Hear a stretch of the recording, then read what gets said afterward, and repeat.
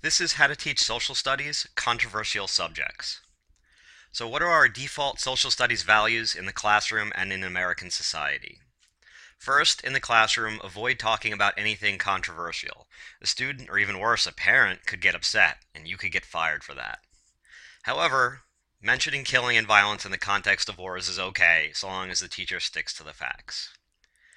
At the dinner table in American society, avoid talking about anything controversial. People's opinions can't really be changed anyway. Someone might get upset, and the gathering would no longer be pleasant.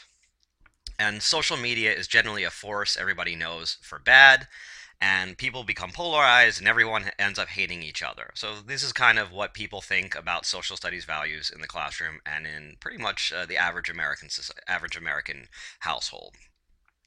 So, what was the point of history again?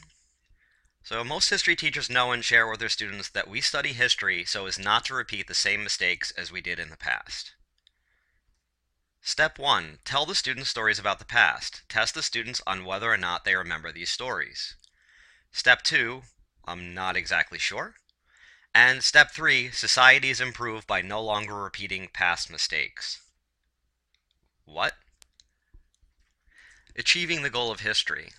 If the point of history class is to avoid the mistakes of the past and to find and implement the solutions to similarly solved problems, teachers have to actually do something in social studies class to get our students to be able to do this in their real lives.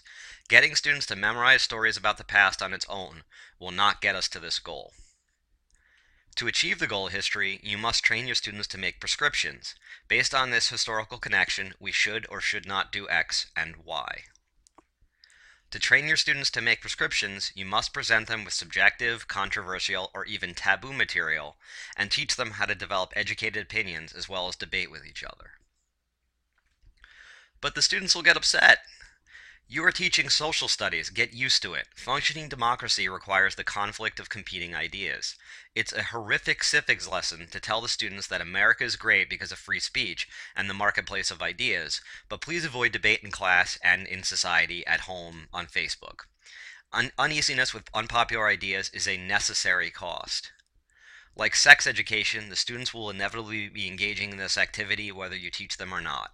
When you teach the students how to talk about politics, religion, and other controversial topics in class, it is done in a controlled environment where the teacher can ensure respect and maturity. You can be sure to clarify facts from rumor and fallacies from proper logic. In contrast, if you leave the students to their own devices, well, good luck with that. How to properly teach about controversy. Routinely play devil's advocate no matter how much you agree with the student's position or how obviously correct it is.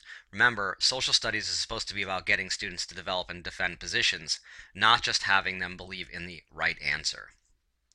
Clarify facts from myths and point out logical fallacies as the students make them.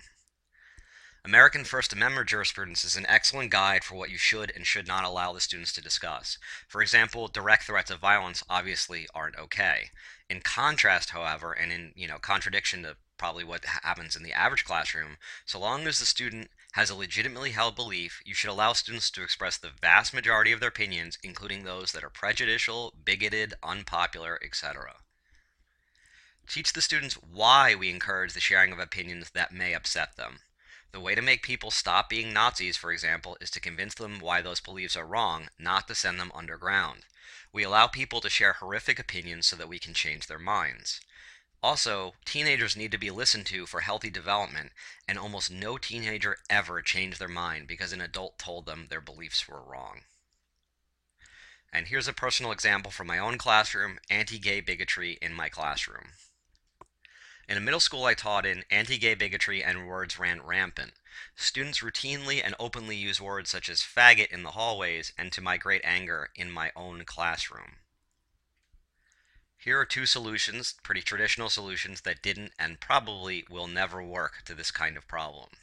First, we tried administrative and disciplinary approach. So I posted the rules. I then warned the students when those rules were broken.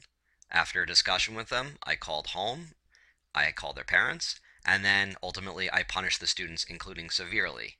This was totally ineffective. And second, the guidance counselor approach. An authority figure like a guidance counselor or principal has a sit down with the class or that person who's doing it, and explains why the students shouldn't say those words. This was, again, totally ineffective. Here's the social studies approach that can and did work. Note the phenomenon and ask whether or not these words are acceptable. Pose the dilemma to the class. Present the merits of both sides and play devil's advocate with both sides. Students should debate and discuss openly. What was the result? 95% or more reduction in the use of gay slurs. More importantly, the culture of my class changed. Use of anti-gay slurs became simply uncool.